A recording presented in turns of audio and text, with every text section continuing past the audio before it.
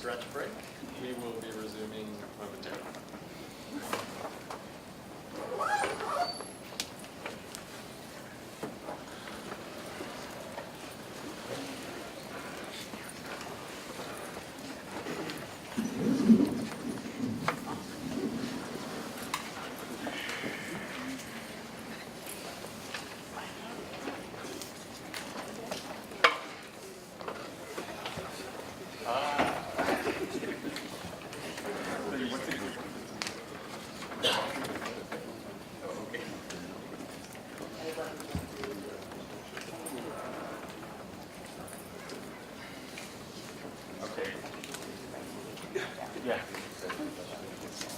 Thank you very much.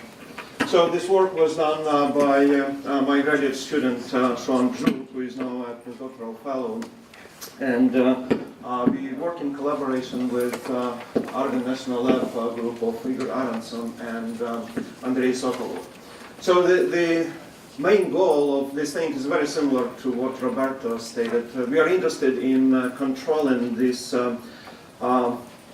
untapped reservoir of energy and dynamics in the microworld by using bacteria.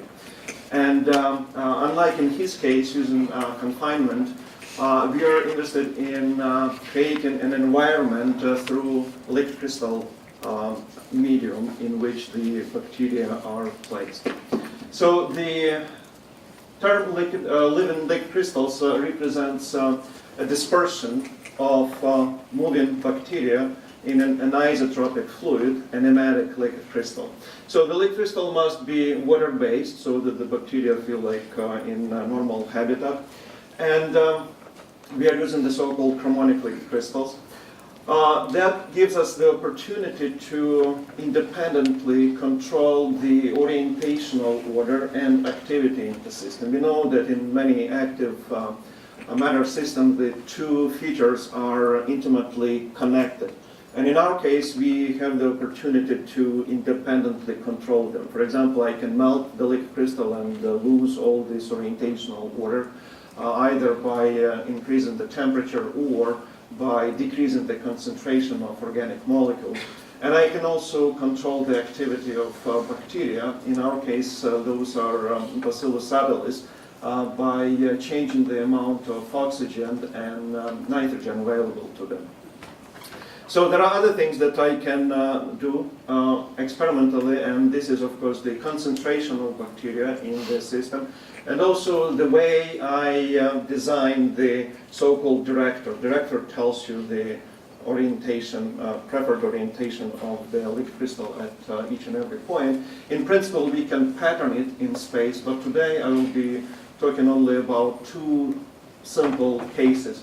In the first, on the top, the director is parallel to a single direction in the plane of the cell.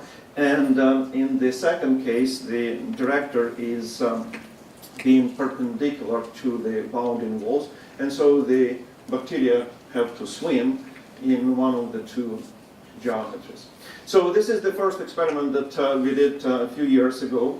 In the planar cell, the bacteria are seen clearly following the pathway set up by the liquid crystal. They follow the director very closely, and it's kind of easy to understand, because if the bacterium wants to deviate its body away from the director, that means elastic response of the medium.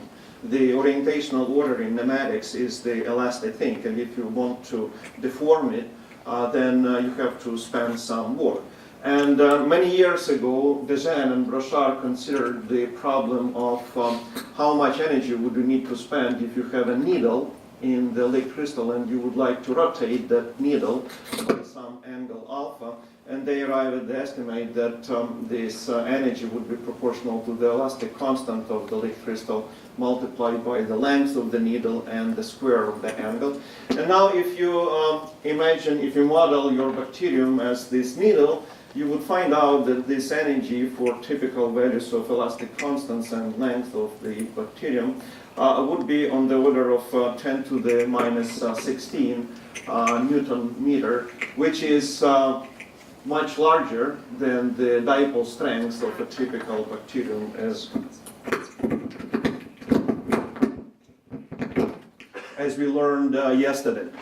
So that kind of is very natural result, and you might immediately use this ability of the liquid crystal to tell the bacteria which way to move by creating possibility of the bacterial cargo transfer. So here is just the fluorescent particle. There are many of those, and you would see in the movie that the bacteria move from left to right and right to left. The director is horizontal, and it turns out that if there is an obstacle on the pathway of the bacterium, like this particle, the bacterium will push it to the right-hand side.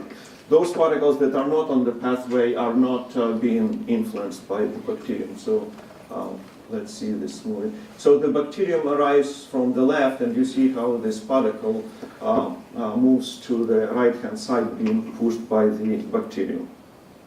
So if you increase the amount of bacteria, the concentration of bacteria, and if you increase their activity by adding oxygen to the chamber, then you see a two-step transition from the equilibrium uniform nematic first to the bending instability shown here. These stripes are the result of director being bent back and forth by swimming bacteria. The bacteria swim in this vertical direction. And then if you increase the activity further, you would see the topological turbulence with nucleating destinations.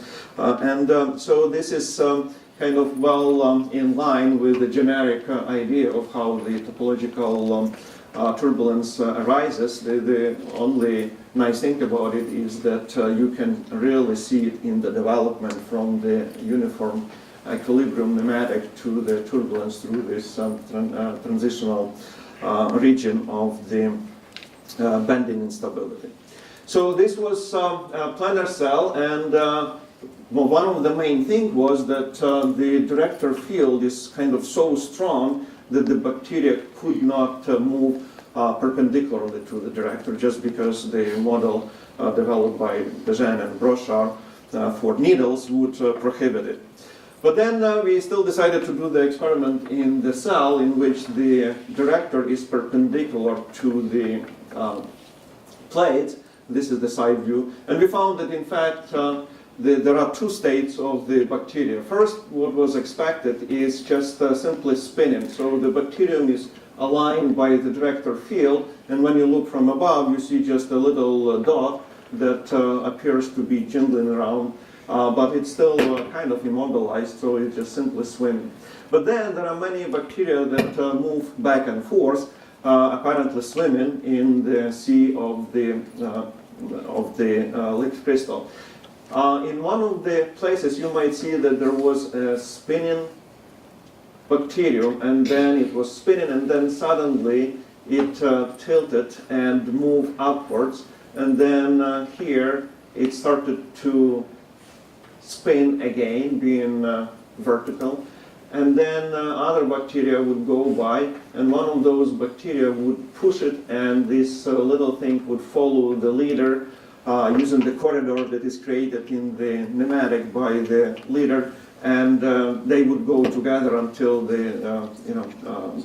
leader will just move farther away, and the follower will go on its own pathway. So you see that there are two states, and there are transitions between these two states, between the spinning state and the swimming state. It's interesting that the transition from the spinning to swimming state is kind of two-step transition. So first, what we observe is that it's only the body of the bacterium that is tilted. The flagellum appears to be still vertical, and it shows some motion, and the image of the flagellum only after the main body became horizontal. Here you see the plots that show the projection of the body and the velocity of the bacterium.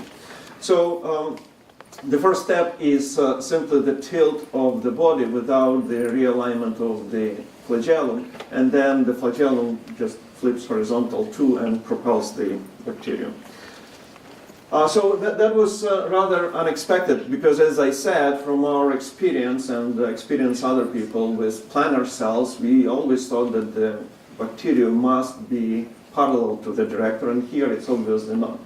But then there is an opportunity to avoid this difficulty. In the design model, it was assumed that the director must be parallel to the axis of the needle. So if I tilt the needle in this plane and then go a little bit farther to the other plane that is behind the tilt plane or in front of the tilt plane, I would see the slow decay of director deformations. And this propagation of director deformations perpendicularly to the tilt plane leads to the rather high energy of elastic distortions. But if I consider the bacterium as the surface of the bacterium as the surface that requires the director to be simply tangential, not necessarily parallel to the axis, but simply parallel to the surface of the bacterium, then in the planes that are parallel to the tilt plane, I don't need to see any distortions. I don't need to create the distortions. And then the energy of director resistance is much smaller. The difference between these two formulas is that here I have the radius of the bacterium and here I have the length. And so with this we can see that for a bacterium of a typical dipole strength 10 to the minus 18 Newton meter, it's rather easy to realign and swim perpendicularly to the director. Now, there is a topological transition between the small tilt and large tilt in the director response, and the energy associated with the horizontal swimming depends on the angle in such a way that you would see that the angle between the swimming bacterium and the normal to the cell must be 90 degrees. So these two deformations of the director above and below the bacterium stabilize the horizontal direction of the bacterium. Now it's of interest to explore this wall accumulation effect when instead of the isotropic water environment you have an elastic environment of the Lie crystal. So here I show the vertical cross-section taken with the fluorescent confocal polarizing microscope, and here I show simply a little movie that demonstrates how the texture changes when you refocus the microscope from top plate to the bottom. You might notice that there is a maximum of bacteria, then that everything is bright, but you don't see much of the bacteria, and then before it goes black again, you see many bacteria. So it's simply an indicator that the bacteria are swimming close to the walls, as in the isotropic case, but this plot that follows from the experimental results simply shows that the peak of probability finding the bacterium is not close to the wall. It's about 2, 3, 4 micrometers away from the wall. That's where most of the bacteria swim. And in fact, it appears that the elasticity of the Lie crystal is an important factor here as well. Because with this director field, if I want to move the bacteria closer to the wall, what happens is that the gradients of the director field increase, and that leads to the increase of the elastic energy, and that means that you have the repulsion between the wall and the bacterium. And if you calculate the order of magnitude of this repulsion, it appears to be relatively strong for the bacterium, about 1 piconewton. So we think that this elastic effect helps to prevent wall accumulation.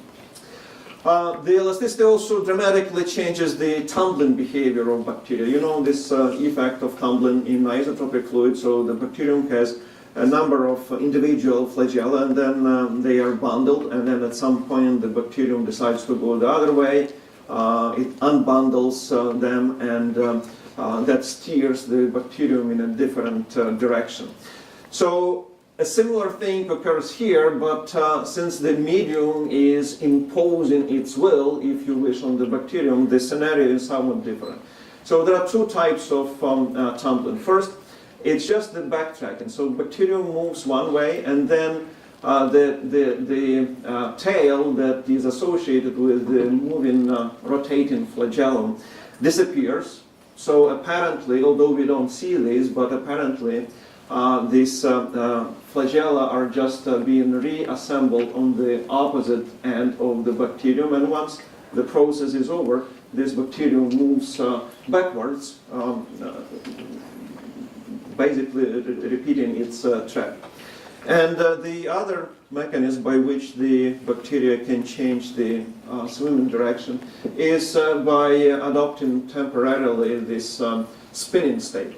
So the bacterium moves and then realigns vertically, stays vertical for a while, and then escapes this trap and moves into some new direction. And if you plot the angular distribution of the new tracks, you would see that it is random. So any direction is possible. It's not connected to the first trajectory. So there is no memory in this case. So I introduce you to the living liquid crystals. Again, these are the dispersions of living bacteria, swimming bacteria in lyotropic liquid crystals. They survive there. You can control many parameters from activity to orientational order. With this system, you can explore the scenarios of transition from the equilibrium state, in which nothing is moving, to the strongly non-equilibrium state of turbulence. You can see in details how one goes into the other.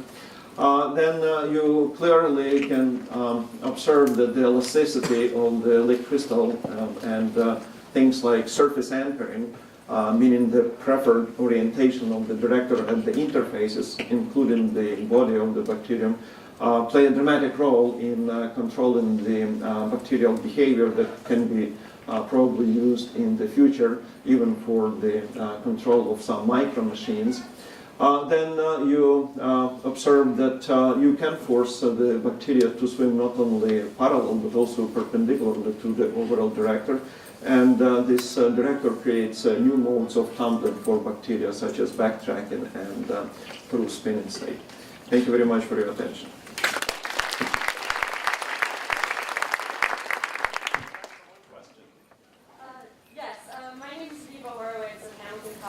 I worked for Peter Collins' liquid crystals lab some years ago.